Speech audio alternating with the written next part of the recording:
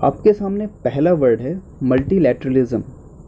In international relations, multilateralism refers to an alliance of multiple countries pursuing a common goal.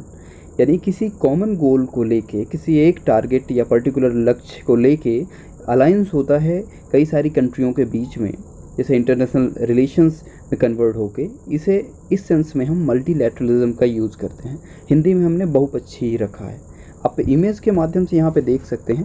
Image मैंने इसलिए लगाई हुई है हर एक स्लाइड में जहाँ तक कि पॉसिबल हो कि वो चीज़ें कहीं ना कहीं इमेज के माध्यम से दिमाग में सेट हो जाती हैं। आप कम पढ़ें, आप इसीलिए मैंने 5 रखी हुई है कि आप कम पढ़ें बशर्ते वो चीज़ें सेट हो जाएं दिमाग में।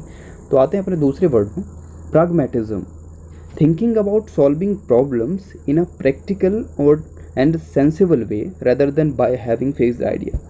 यानी कि किसी प्रॉब्लम के सोल्यूशन को अगर आप ढूंढ रहे हैं तो उसको प्रैक्टिकल और सेंसिबल वे पे, एक सेंसिबल मैनर पे ढूंढ रहे हैं। कोई बिलीफ पे आधारित नहीं है वो सोल्यूशन कि किसी ने ये कहा है तो बस इसीलिए ये सही है या ये गलत है।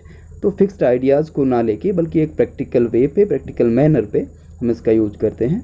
और किसी से बात करते हैं तो उसे सेंसिबल या प्रैक्टिकल मैनर पे बात करें, तो वहाँ पे भी इस सेंस में भी हम यूज़ कर सकते हैं प्रैग्मेटिज्म। हिंदी में हमने व्यवहारिकता, यथार्थवादिता। आप हिंदी पे ना ही जाएं तो बेहतर है। यहाँ पे यही बेटर है कि आप समझ से चलें। तो यहाँ पे इमेज आप देख सकते हैं। अब अगर हम आए दूसरे में, तो तीसरा जो है रोमांटिसाइज। रोमांटिसाइज वो रोमांटिक अलग है, आप वहाँ पे ना सोचें, पर romanticise to make something seem more interesting, exciting it's than it real is. यानी कोई चीज़ वास्तव में जो है, जो एक्चुअल है, उसको हम और ज़्यादा फ्लैम्बॉयंट बना दें, उसको और ज़्यादा इंटरेस्टिंग, रोचक बना दें हम, तो कोई वास्तविक से थोड़ा सा हट के हो जाए, तो वहाँ पे हम रोमांटिसाइज का यूज़ करते हैं। जैसे एक एग्जांपल भी लिखा है, she was romanticizing about the past. वो पास्ट को लेके रोमांटिसाइज था। चौथे वर्ड में अगर आए तो काउंटर आर्ग्यूमेंट।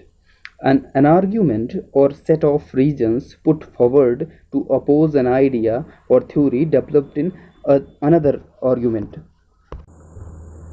इसको अगर हम बेहतर तरीके से समझने के लिए एक एग्जांपल लें, न्यूज़ चैनल में चल रहे डिबेट शोज़ को, कि वहाँ पे आप अगर देखते होंगे तो एक व्यक्ति अपने तर्क रखता है, दूसरा अपने रखता है। तो कोई आइडिया रख दिया एक व्यक्ति ने, उसको उसने अपोज़ किया कि नहीं ऐसा नहीं, ऐसा है, आप गलत बोल रहे हैं या सही है। तो वहाँ पे अपोज़ करना किसी आइडिया को लेके, किसी थ्योरी को लेके, तो उस अपोज़ को हम जब आर्ग्यू कर रहे होते हैं, उसके काउंटर में जब जवाब दे रहे होते हैं, तो वहाँ पे हम आर्ग्यूमेंट कर रहे हैं। तो वहाँ के काउंटर आर्ग्यूमेंट उस सेंस में यूज होता है। हालांकि आपको ये पता होगा ये वर्ड, मुझे आई थिंक। अब अगर अगले शब्द में हम आएँ तो फेस ऑफ। फेस ऑफ यानी take up an attitude of confrontation especially at the start of a fight और गेम।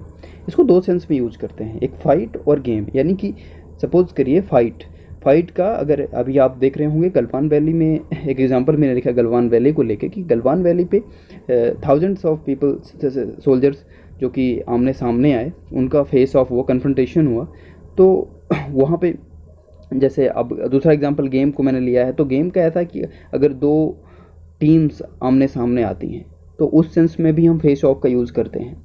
यानी 2 सेंस में, आप हर तरीके से आप दोस्तों के सामने आ जाएंगे तो वहाँ पे फेस ऑफ नहीं यूज होता है एक्चुअली। वहाँ पे हालांकि जनरली यूज़ कर देते हैं, लेकिन वहाँ पे वो गलत भी है। तो मैंने एग्जांपल, इसको हिंदी में सामना करना भी लिख सकते हैं, आमना सामना लिख सकते हैं। तो यहाँ से 2 वर्ड हैं, फेस ऑफ और कन्फ्रंटेशन। इसको भी आप निकालने याद ही कर लें अच्छे से।